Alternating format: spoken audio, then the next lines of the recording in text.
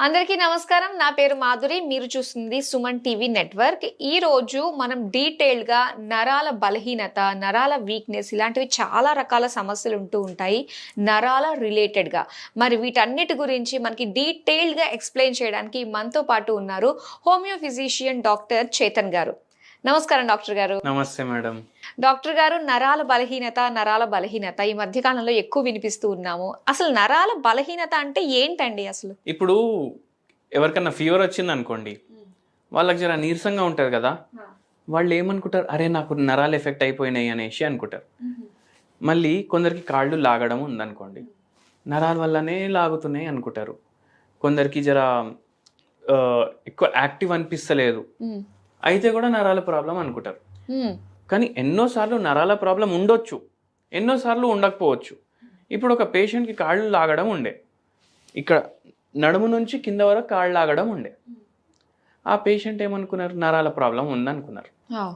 ఎక్కడ ఉంది ప్రాబ్లం అనుకున్నారు, కాళ్ళల్లో ప్రాబ్లం, కాళ్ళు లాగుతున్నాయి కదా, ఈ కాళ్ళ నరాల ప్రాబ్లం అనుకున్నారు. కానీ యాక్చువల్గా ఏం ప్రాబ్లం ఉండే తెలుసా, ఆ పేషెంట్కి లంబార్ రీజన్లో డిస్క్ బల్జెస్ అయినాయి, డీజనరేటివ్ చేంజెస్ అయినాయి. అయితే మెయిన్ నడుములో ప్రాబ్లం ఉండే, దానివల్ల ఏమవుతుంది, అది స్పైనల్ కార్డ్ కంప్రెస్ అవుతుంది. ఆ కంప్రెస్ అవ్వడంతోటి ఈ కాళ్ళు మొత్తం లాగుతున్నాయి.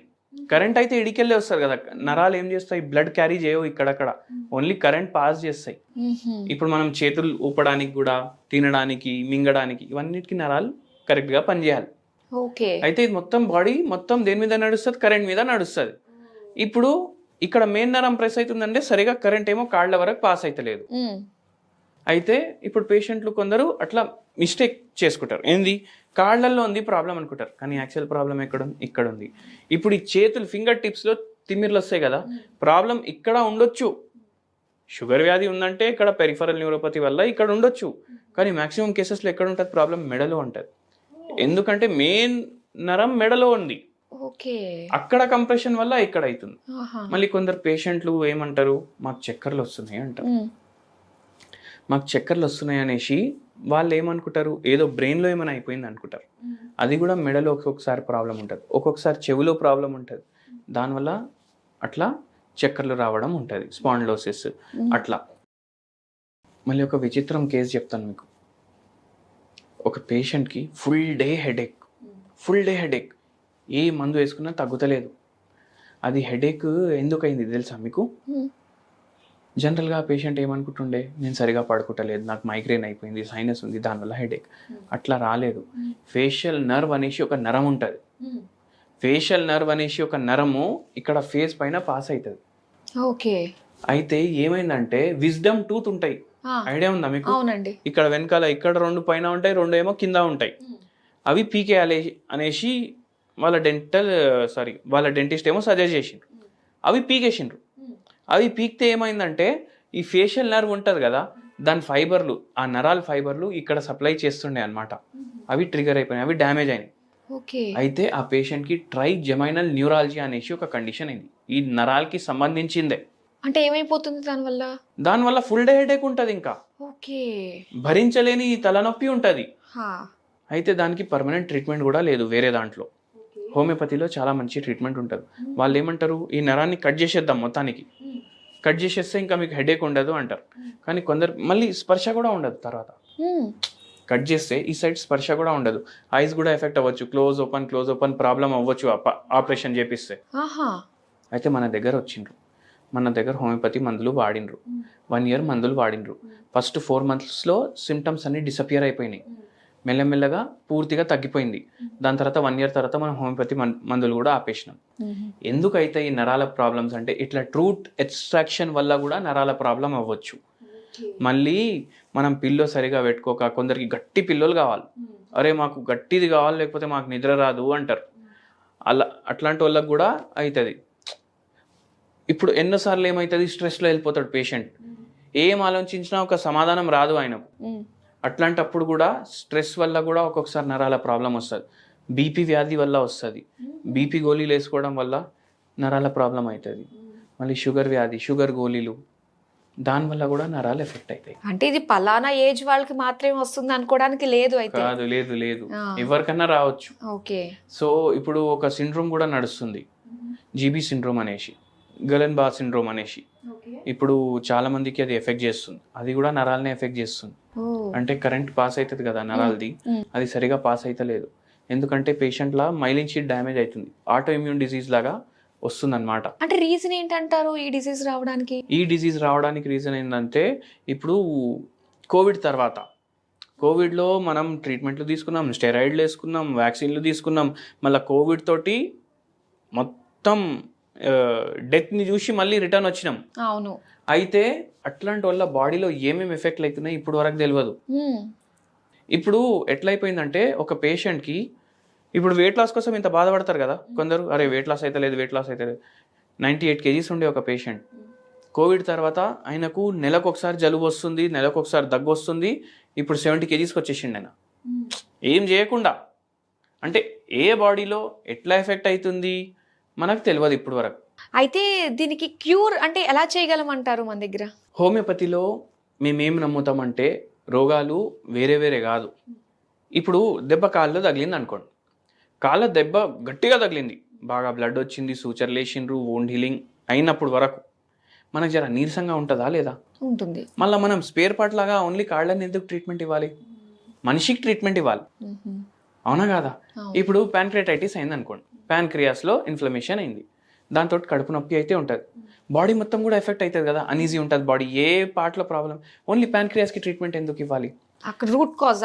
రూట్ కాజ్ని మనం ట్రీట్ చేయాలి. సో అందుకే మనం పేషెంట్లతోటి గంటలు కూడా మాట్లాడతాం. ఇప్పుడు ఒక పేషెంట్కి డిప్రెషన్ ఉండే, యాంగ్జైటీ ఉండే, దాంతోపాటు ఆ పేషెంట్కి మోకాలు నొప్పి ఉండే, మళ్ళీ ఆపరేషన్ కంపల్సరీ చేయించుకోవాలన్నారు. కానీ అది సమాధానం కాదు కదా. మనం పేషెంట్ తోటి మొత్తం మాట్లాడి, మైండ్లో ఏం ప్రాబ్లం ఉంది, బాడీలో ఏం ప్రాబ్లం ఉంది, పేషెంట్ ప్రకృతి ఎట్లుంది, ఇవన్నీ చూసుకొని మందిస్తాం. మీకు మేమేమంటామంటే, రోగం వేరే వేరే రూపంలో మీ బాడీ పైన కనిపిస్తుంది, అది మైండ్లో కూడా కనిపించవచ్చు, బాడీ పైన కూడా కనిపించవచ్చు. రోగం అనేది ఒకటే, దాన్ని బాడీలోకి వెళ్ళి బయటికి తీయాలి. ఓకే, అట్లా మేము అట్లా చేసి ట్రీట్మెంట్ ఇచ్చి పేషెంట్లకు తగ్గిస్తాం.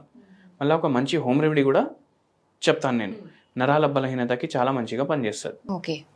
ఇప్పుడు షుగర్ వ్యాధితోటి బాధపడి నరాలు ఎఫెక్ట్ అయిన వాళ్ళు చాలామంది ఉంటారు.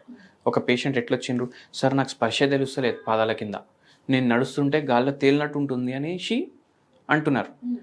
అయితే ఏమవుతుందంటే, చిన్న చిన్న దెబ్బలు తగులుతాయి, షుగర్ ఏమో కంట్రోల్లో ఉండలేదు, ఆ దెబ్బ ఏమో ఇంత పెద్ద అల్సర్ లాగా అయిపోతుంది. ఓకే, అవును. సో అట్లా చాలా బాధపడుతుండే. మళ్ళీ కాళ్ళు లాగుడు, మెడ నొప్పి, చేతులు లాగడం, ఫుల్ డే నీరసంగా ఉండడం. ఇప్పుడు ఆయన ఏమంటున్నాడంటే, నేను రిటైర్ అయిపోయినా, నాకు షుగర్ కంట్రోల్లో ఉండలేదు, సోఫా మీద కూర్చుంటున్నా, టీవీ చూస్తున్నా, నా జిందగీ మొత్తం ఆ సోఫానే అయిపోయింది, ఇంకా లేచి ఇక్కడక్కడ తిరుగుడు కూడా నాకు అలసట అనిపిస్తుంది అన్నాడు. సరే అనేసి మనం ఒక హోమ్ రెమెడీ ఇచ్చినాం, హోమియోపతి మందులు కూడా ఇచ్చినాం. హోమ్ రెమెడీ ఏమి ఇచ్చినామంటే, మనకు దాల్చిని చెక్క ఉంటుంది, పౌడర్ చేసుకోవాలి, ఇంట్లోనే తయారు చేసుకోవాలి పౌడర్. ఎందుకంటే బయటికి వెళ్ళి మనకు దాల్చిని చెక్క పౌడర్ దొరుకుతుంది, అది 100% దాంట్లో చెక్క పౌడరేనా లేకపోతే ఏమైనా సిమెంట్ పౌడర్ కలిపేసి ఇచ్చినా మనకు అర్థం కాదు. దాన్ని అడల్ట్రేషన్ ఆఫ్ ఫుడ్ అంటారు. ఎట్లా అంటే, ఇప్పుడు మనం రెడ్ చిల్లీ పౌడర్ కొంటాం కదా, దాంట్లో బ్రిక్ పౌడర్ కలుపుతారు బాబోయ్. అయితే అందుకే మనమే తయారు చేసుకోవాలి. ఓకే. ఇప్పుడు మీరు బయటికి వెళ్ళి ఈ మిరపకాయలు ఉంటాయి కదా, డ్రై మిరపకాయలు, అవి తెచ్చి పౌడర్ తయారు చేసుకొని చూడండి, మార్కెట్ నుంచి పౌడర్ కొనేసి చూడండి, ఏది ఎక్కువ ఎర్రగా ఉంటుంది చూడండి. మన ఇంట్లో చేసింది అంత ఎర్రగా ఉండదు, అది కుంకుమలాగా ఉంటుంది, కుంకుమలాగా ఉంటుంది. అది ఎందుకు ఉంటుంది? దాంట్లో కలర్ ఉంది, లేకపోతే దాంట్లో ఇంకా వేరే ఏమైనా ఎడిటివ్స్ ఉన్నాయి. సో అందుకే ఇంట్లో తయారు చేసుకోండి, పౌడర్ తయారు చేసుకొని 1 pinch తీసుకోవాలి. 1 pinch అంటే ఇట్లా చుంటి పట్టుకున్నట్టు ఇట్లా తీసుకోవాలి. తీసుకొని వేడి నీళ్ళలో వేయాలి, దాంట్లో కొన్ని తులసి ఆకులు దంచేసి దాని పేస్ట్ వేసేయాలి, కలుపుకోవాలి. డైలీ మార్నింగ్, డైలీ మధ్యాహ్నం, డైలీ నైట్ 3 times తాగాలి. ఓకే. దీంట్లో అడాప్టోజెనిక్ ప్రాపర్టీస్ ఉంటాయి, యాంటీ ఇన్ఫ్లమేటరీ ప్రాపర్టీస్ ఉంటాయి. ఇవి ఏం చేస్తాయి, జర ఇన్ఫ్లమేషన్ అవుతుంది కదా, నరాలు ఎఫెక్ట్ అయినాయి, అవి జర తగ్గడానికి హెల్ప్ చేస్తుంది.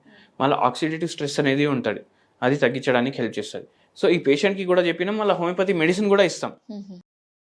అట్లా ఆ పేషెంట్కి రివర్స్ అయింది. సో మీకు కూడా నరాల ప్రాబ్లం ఉంటే ఇట్లా ట్రై చేయొచ్చు. ఓకే. అంటే నరాల ప్రాబ్లం మనకు ఉంది అని డాక్టర్ని కన్సల్ట్ అవ్వకుండా మనమే ఎలా మనము చెప్పేసుకోగలుగుతాం అంటారు? అదొక లాస్ట్.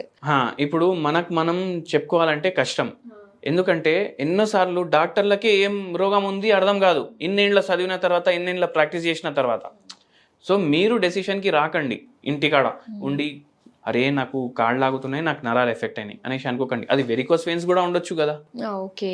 అది మోకాల నొప్పి వల్ల కూడా ఉండొచ్చు కదా, నరాల వల్లనే ఎందుకు అవుతుంది? సో అట్లా ఊహించుకోకండి. తలనొప్పి అయితే మైగ్రేన్ కూడా ఉండొచ్చు, నరాల వల్ల కూడా ఉండొచ్చు. సో ఒక్క కన్క్లూజన్కి రాకండి. Thank you so much doctor, చాలా డీటెయిల్గా తెలియజేసినందుకు ధన్యవాదాలు.